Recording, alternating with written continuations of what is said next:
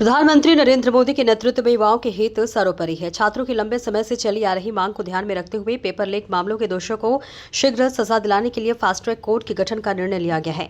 जहां एक ओर सरकार युवाओं के भविष्य को सुरक्षित करने के लिए ठोस निर्णय ले रही है, वहीं दूसरी ओर कुछ राजनीतिक दल और नेता छात्रों की चिंताओं का समाधान खोजने के बजाय उन्हें अपनी राजनीतिक महत्वाकांक्षाओं का माध्यम बनाने में लगे हैं। अनुज गोयल की रिपोर्ट। ये बहुत एक सोची समझी साजिश है कि छात्रों को आगे करके बाद में स्वयं राजनीति करना, माहौल ख़राब करना, कानून व्यवस्था को अपने हाथ में लेना, अराजकता फैलाना।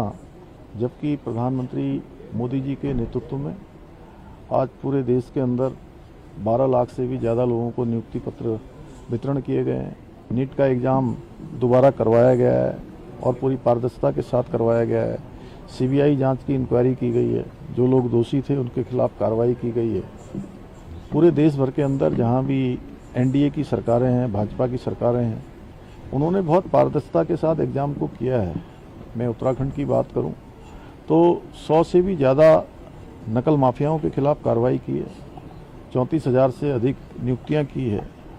लेकिन यहाँ पर प्रश्न ये खड़ा होता है कि यदि छात्रों की बात थी तो उसमें बीच में आकर जो है इस प्रकार का अराजक माहौल बनाना, उसका राजनीतिकरण करना, ये विशुद्ध रूप से एक बड़ी सोची समझी साजिश है। जबकि प्रधानमंत्री जी प्रतिबद्ध हैं, उन्होंने कहा है कि छात्रों के लिए फास्ट ट्रैक कोर्ट बनाएंगे, जल्दी से जल्दी उनके हितों के लिए काम करेंगे। प्रधानमंत्री जी के नेतृत्व में पहली बार देश के अंदर स्किल डेवलपमेंट का डिपार्टमेंट बनाया गया, स्टार्टअप को बहुत प्रोत्साहन दिया गया।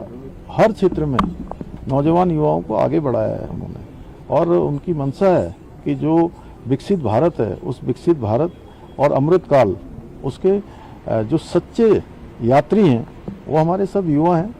तो युवा उस दिशा में आगे जाएंगे।